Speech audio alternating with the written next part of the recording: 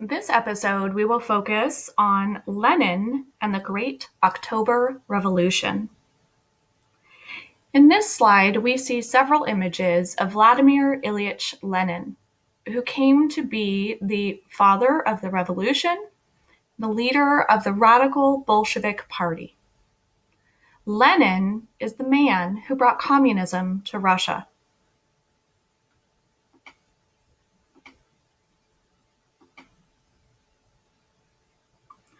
With Lenin's leadership, the Bolshevik Party went from a small, factional group in 1903 to the revolutionary leaders of the Soviet Union by 1922.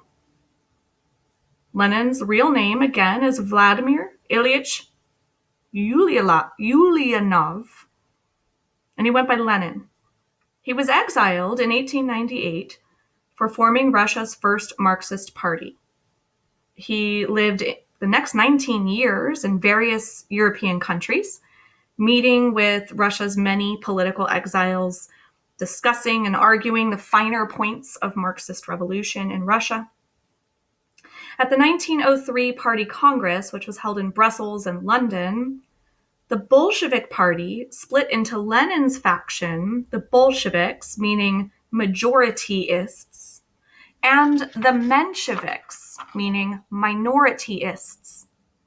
Lenin was fanatical about allowing only career revolutionaries into the party, while the Mensheviks believed party membership should be open to anyone. Lenin's smaller party would develop a very radical character in the years to come. When the 1917 February Revolution broke out in Petrograd, Lenin was living in Switzerland. The Central Powers of the war gave him safe passage across Austrian and Swiss territory, hoping that his presence in Russia would keep the Russian army out of World War I. Lenin and the Bolsheviks were opposed to the war on the grounds that it served the capitalist class.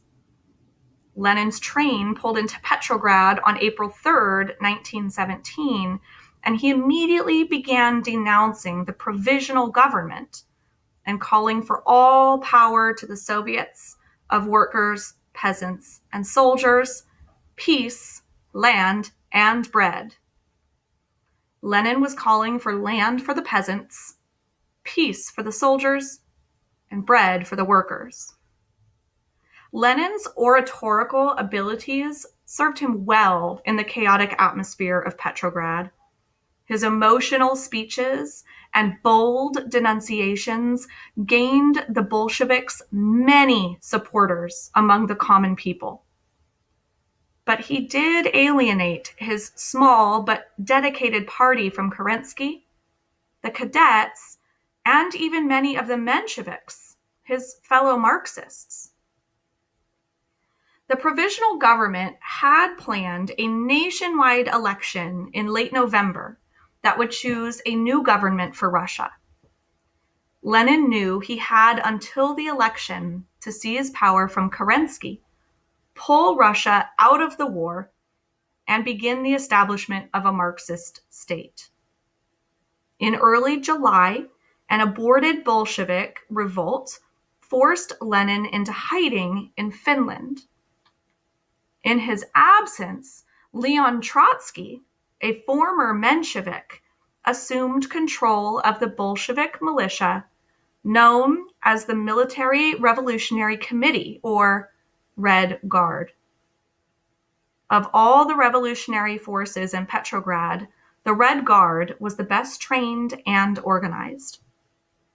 In August, General Kornilov, commander-in-chief of the Russian army, attempted to use his best troops to take Petrograd and establish a military dictatorship.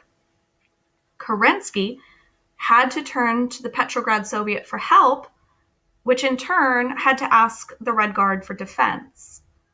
Trotsky's troops easily disposed of Kornilov's forces, and in the process, the Red Guard cached large stocks of weapons and ammunition and gained much respect and experience.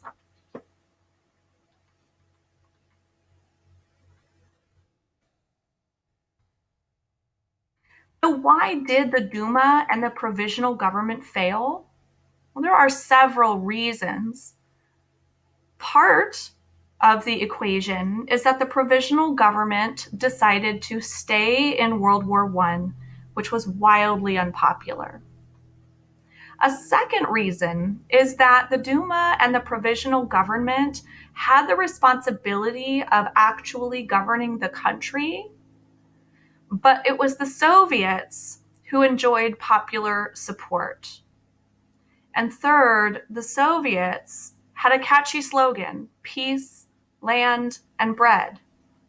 So ultimately, the Bolsheviks are going to be able to seize control of the government. And that happens in 1917.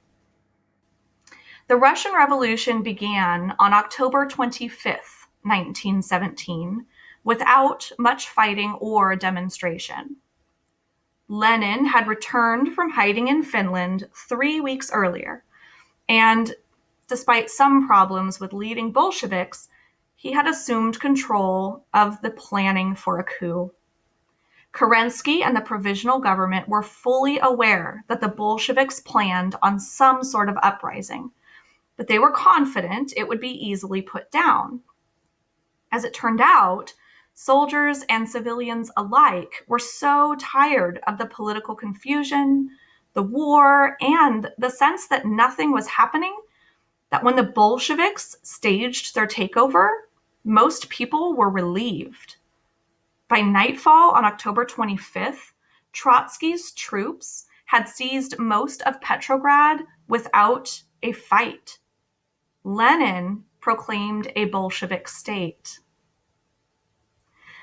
The next day, Lenin nationalized all land, making private ownership of property an obsolete concept. Peasants would be allowed to continue farming land, all in the name of the party. A Soviet of People's Commissars was named to run the country. All members were Bolsheviks. Lenin had won the first stage of the revolution. But every party, save the left socialist revolutionaries, had walked out on the Bolsheviks, and the revolution had only succeeded for sure in Petrograd. Anti-Bolshevik forces were forming in the provinces. These forces would eventually be called the Whites, opposite of the Reds, and they were about to wage a civil war against the Bolsheviks, which would last until late 1921. In order to win the war, Lenin would need to take drastic measures.